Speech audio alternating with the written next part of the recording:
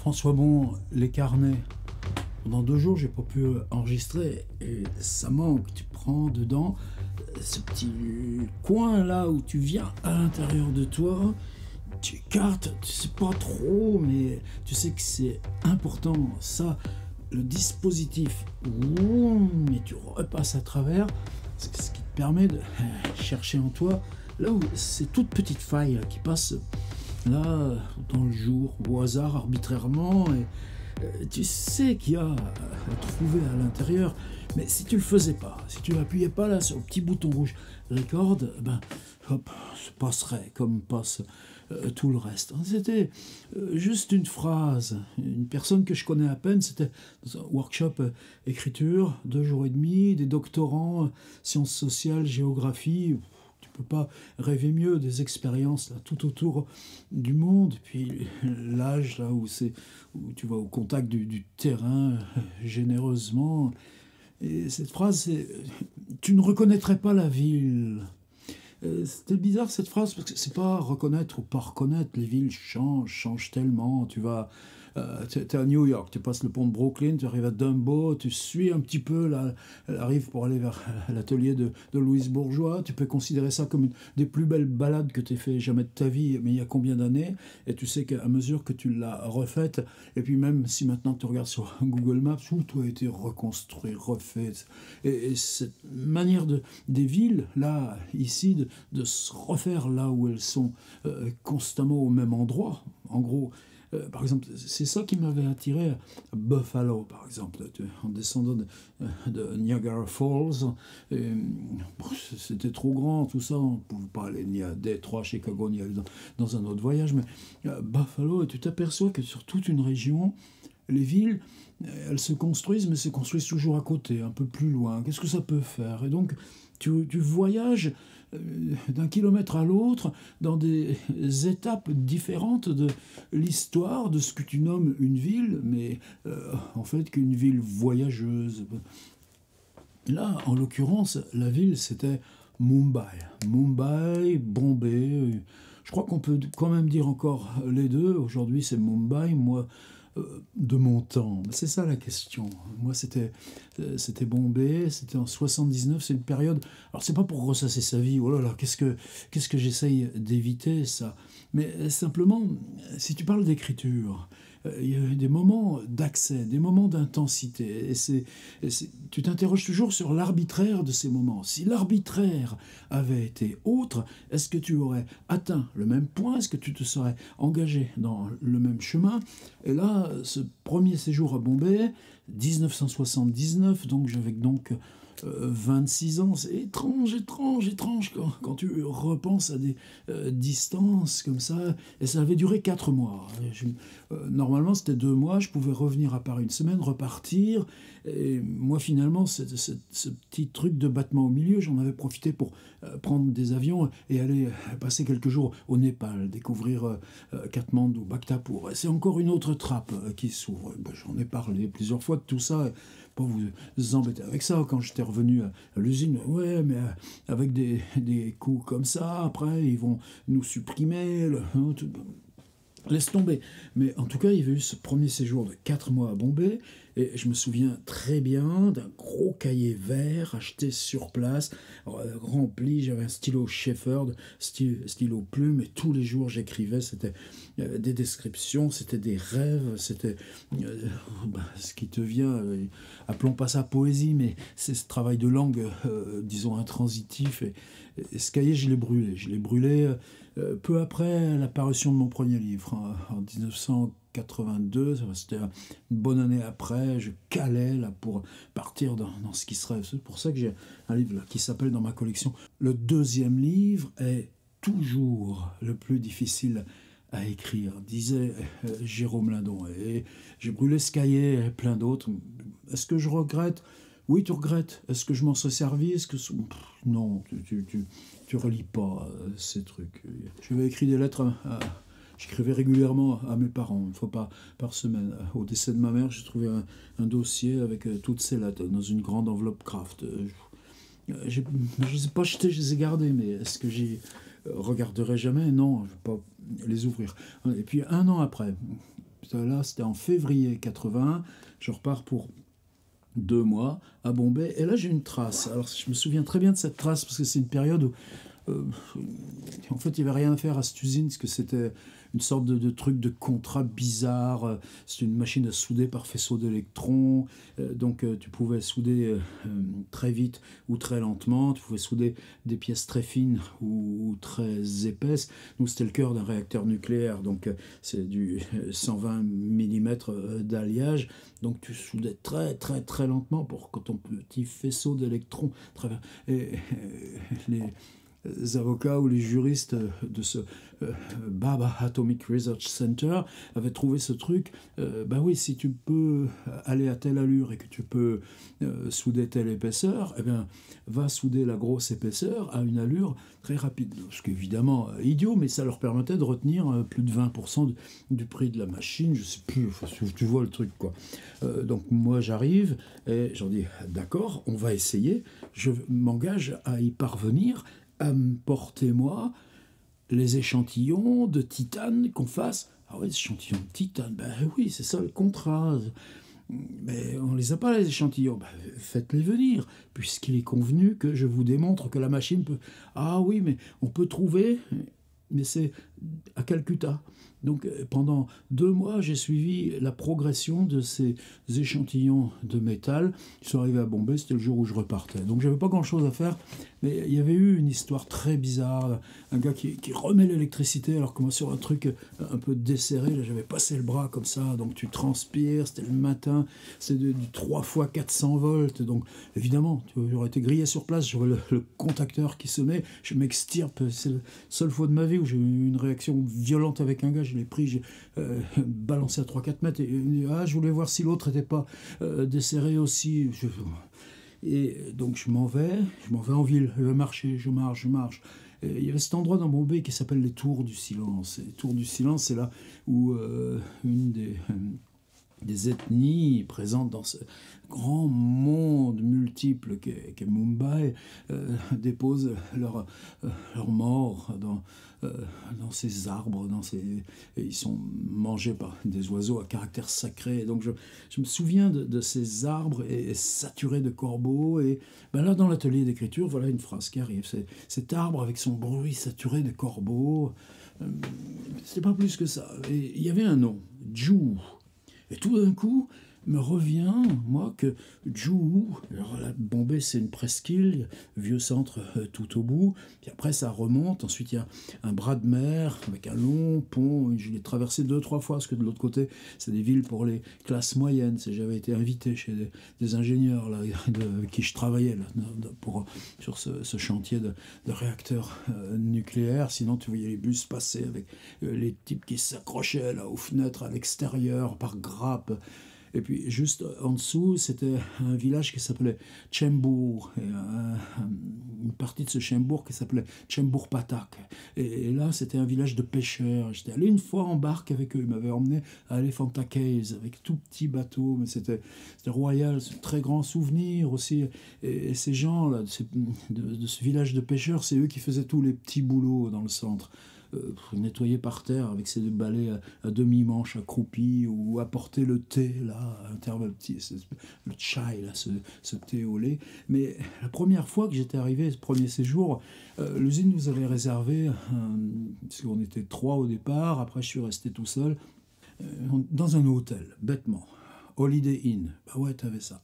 Alors dans cet embranchement là, ce haut de la presqu'île, Juhu Beach, c'est la face donnant sur la mer. Et cet Holiday Inn était construit avec une terrasse. Alors, oh là, tu la franchis pas la terrasse. Si moi je la franchissais, mais tu apprends à la franchir. Je me souviens de ces couchers de soleil, au tropique, tu as le soleil qui tombe comme ça, cette allure-là, tu vois des chameaux, tu vois, ces chameaux à contre-jour, tu vois ces gens qui se regroupent par famille, qui quittent pas les saris. Là, mais donc la plage est un monde qui déambule lentement. C'est pas le monde de la ville derrière toi, c'est un monde beaucoup plus suspendu, et puis cette magie de lumière, au soir, tu la gardes. Et donc tout d'un coup, quand j'ai lu ce mot Juhu, je l'aurais pas retrouvé seul. Et il y a tout un travail intérieur. Bon, ça chez Proust 100 000 fois, c'est banal. Je disais, ce jour là où j'avais quitté l'usine là, avec ce truc, c'est là où sur un parterre, je passe, et tout d'un coup, je vois donc des marchands de livres, mais c'est indifférent. Et puis tout d'un coup, j'entre dans ma tête, tu as lu le 19e siècle. Oh, c'est toi qui dérailles ou quoi? J'ai fait demi-tour, et ce livre, je l'ai payé, alors c'est 11,95 avec un symbole qui doit être dollar, donc en roupies c'est plus, mais rien du tout. C'est une compilation du 19e siècle français. Et tout d'un coup, je m'étais retrouvé avec du Rimbaud, avec du Baudelaire, avec du Hugo, puis d'autres, Jacques Borel, du Maupassant, du Jules Renard. Et ce livre, moi, je l'ai toujours gardé. C'est la seule trace que j'ai. Donc, ce duo fait émerger tout d'un coup l'Holiday Inn. Et j'avais dû rester 3 semaines. Après, j'en avais marre, surtout que c'était les touristes, quoi. Les buffets et tout ça. Et dans le centre nucléaire, j'ai appris là, qu'ils avaient des chambres pour les techniciens qui venaient de loin. J'avais connu des jeunes Algériens comme ça, qui étaient juste des voisins de chambre. Tout d'un coup, j'étais dans ma petite piole, là, tout en haut de cette cité étudiante, là, cité U. Alors, c'était pas le même confort, ça avait rien à voir, mais qu'est-ce que c'était bien. Et là, tout d'un coup, j'entends à côté un gros « Merde !» Et là, donc, je suis allé frapper à la porte. Et c'était 2 jeunes élèves ingénieurs algériens. On est devenus hyper copains, on a fait plein de... Mais en tout cas, ces premières semaines, le matin, alors une fois on y allait en taxi, puis on tombe sur un petit bonhomme, un peu maigrichon, et on lui explique, puis lui, il s'est intéressé. Donc, par contre, à la sortie de l'hôtel, donc on quittait l'hôtel, on faisait 50 mètres à pied, parce que s'il approchait, je pense qu'il se serait fait un peu casser la gueule. Et là, lui, on n'avait plus besoin de lui dire. Et il nous emmenait chaque matin, ça durait bien 40-50 minutes, pour traverser là, les quelques 8-10 kilomètres de la presqu'île, rien du tout. Mais tout d'un coup, là, on s'enfonçait. C'est-à-dire, t'arrivais à un carrefour, tu sais qu'il y a, là, il y avait le lépreux qui faisait la manche. C'est-à-dire, t'avais la vitre ouverte, forcément, et tout d'un coup, tu voyais, là, et c'était sa manière à lui, c'est le chauffeur de taxi. De temps en temps, on donnait des sous, évidemment, mais qui disait, allez, un peu plus loin, il y avait un autre endroit qui était très fascinant. Quand je lis Dante, j'ai toujours le souvenir de ça, de passer de cercle à cercle. Là, c'était ces étendues là, de toiles, quoi. On dit bidonville, nous, mais des milliers de gens vivaient là, dans ces trucs de toiles qui sont hauts de 1 mètre. Une fois, on passe et on voit un espèce de trou là-dedans. C'était quoi? Tu regardes dans le journal, c'est un camion qui avait fait des tonneaux. C'est ça l'Inde. Tu passes sur un pont pour approcher de la gare. Tu vois, ces types qui ont des maladies comme l'éléphantiasis, là, énormément. Les trucs, tu sais pas ce que c'est, cette forme là par terre. Ben oui, c'est quelqu'un. Donc tout ça, ça te reste, mais c'est comme elle m'a dit, tu ne reconnaîtrais pas la ville. Et à côté de ces toutes ces surfaces occupées là, par ces camps de toile, il y avait deux grands carrés où là il n'y avait rien. Pourquoi il n'y avait rien? Parce que tu les voyais qui marchaient le long de la route, puisque c'était très tôt le matin, évidemment, nous on allait au boulot. Ils avaient des petites boîtes, comme des boîtes de lait là, de 2 litres, tout ça. Et ils portent avec un petit peu d'eau, et puis tu vas dans ces grands champs, hein, pour les hommes, pour les femmes, et puis avec ta petite boîte avec un petit fond d'eau pour te nettoyer. Donc toi tu traverses ça, qui tu es, est-ce que tu as le droit de regarder, ils te tournent le dos évidemment, mais dans la fonction qu'ils exercent. Et puis ensuite tu arrivais encore à d'autres carrefours, et là tu voyais le front qui venait du bout de la presqu'île, c'est-à-dire le bout où il y a le Bombay historique, les noms de quartiers historiques, où il y a aussi tous ces médinas, enfin tous ces bazars merveilleux aussi, des sculpteurs d'ivoire, etc. Mais ce front-là, qui correspondait en même temps à l'irruption des couches moyennes, c'est-à-dire des tas de maisons grises en construction, 2 étages, 3 étages, des grands immeubles, et des paysages de grues, et tu voyais ce front-là qui avançait, qui mangeait les étendues de toile, et toi tu traversais ça, et ensuite on arrivait à Dadar. Alors Dadar, tout d'un coup tu te retrouves dans une euh, j'allais dire une ville provinciale, non, mais c'est un endroit qui vivait bien, plus culturel, disons ça, je sais pas, ça n'a pas d'importance, mais je m'étais rapproché d'un joueur de sitar, grand bonhomme qui joue aussi du surbar, Chandrasekhar Narendrekar. Il est décédé il y a une dizaine d'années, mais j'ai toujours ces disques. Il habitait dans une maison qui était la maison de son maître, l'Oustad Zia Mohyeddin Dagar. Fariduddin Dagar, pardon. Et lui, celui-là, il était parti enseigner aux USA. Mais par contre, au premier étage, il y avait son frère, celui-ci, Mohyeddin Dagar. Lui était simplement chanteur. Et quand là, merci l'ami Romain, quand j'écoute tout le week-end dernier, j'ai réécouté, je me suis remis dans cette ambiance-là. Et là, tu ne la reconnaîtrais pas, la ville. Et tout d'un coup, on avait travaillé justement sur ces images qui restent. Et moi, ce qui m'est revenu, c'est à cause du mot Juhu, ces 3 semaines où chaque matin, il y avait cette traversée dans la petite voiture, vitre ouverte, cahotante, avec ce petit bonhomme qui nous emportait.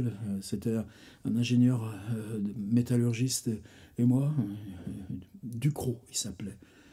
Il était resté avec moi, je pense, à peu près tout le premier mois. Moi, j'étais resté les 4 mois. Lui, il était allé aussi. On avait une autre machine à Pune. Je vous embête avec tout ça.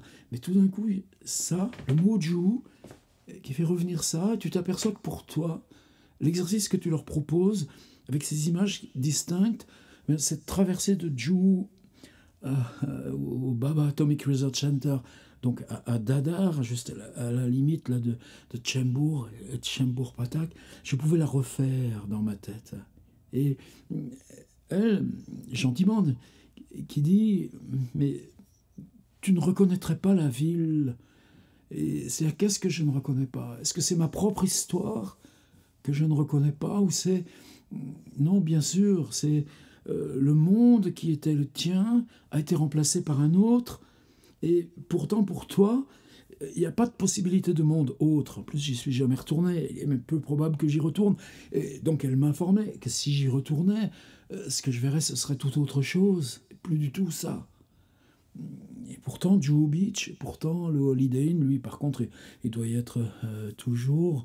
Les couchers de soleil et les chameaux doivent y être toujours. Et c'était autre chose. C'est-à-dire, il y avait aussi 3 chercheuses donc, qui accompagnaient les thèses de ces jeunes doctorantes. Et évidemment, là encore, j'ai une génération de plus qu'elle quasiment. Mais au moment, je dis à une qui écrivait, elle, sur Hanoï. Et c'était très... tous ces textes repartaient à chacune de mes propositions, là, sur les 2 jours et demi, sur un point précis de Hanoï. C'était fascinant à voir ça qui revenait. Là aussi, de temps récurrent, plusieurs voyages de long séjour. Et dire, tu ne penses pas que ce qui nous sépare... Alors je montrais ces jeunes doctorants, c'est que mentalement... on peut arriver à repartir dans ces mondes qu'on décrit. C'est-à-dire que là, pour eux, il y avait l'expérience de terrain. Et moi, mon rôle, c'était d'en appeler cette expérience de terrain, mais pas d'un point de vue scientifique, mais d'en faire récit. Comme chez Nicolas Bouvier, ça peut être récit. Qu'est-ce que c'était beau et dans ce workshop aujourd'hui, comme ça. Mais à cause de... Tu ne reconnaîtrais pas la ville.